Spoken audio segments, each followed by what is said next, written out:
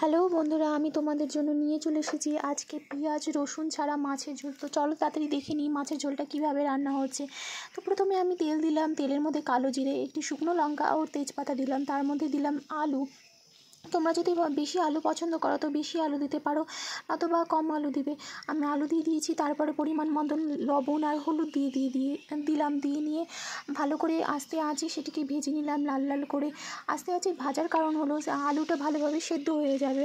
তারপরে আমি দিয়ে দিয়েছি তার মধ্যে মশলা ছিল আমার করে রাখা জিরা, আদা আর লঙ্কা, তার মধ্যে একটু জলও ছিল। তো তারপরে আমি তার মধ্যে দিয়ে দিলাম একটু তেল, দিয়ে নিয়ে সেই আলুটাকে আস্তে আঁচে ভালো করে কষাতে থাকলাম। তারপরে দিয়ে দিলাম তার মধ্যে টমেটো।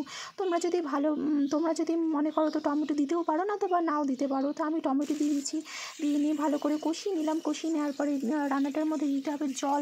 তোমরা যদি বেশি জল ভালোবাসো তো বেশি জল দিতে পারো, না তো বা অল্প জল দিতে পারো। আমি দিয়ে দিলাম তার মধ্যে জল দিয়ে নিয়ে নাড়াচাড়া করে নিয়ে সেটিকে ঢেকে দিয়ে আস্তে আঁচে সেটাকে হতে দিলাম।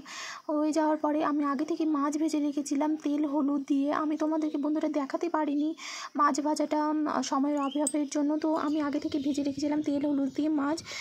সেই মাছগুলো আমি ঝোলের মধ্যে দিয়ে দিলাম। দিয়ে নিয়ে রান্নাটা আমার তৈরি হয়ে গেলো, ভালো করে ফুটিয়ে নিয়েছিলাম। দিয়ে নিয়ে আমার রান্নাটা তৈরি হয়ে গেল।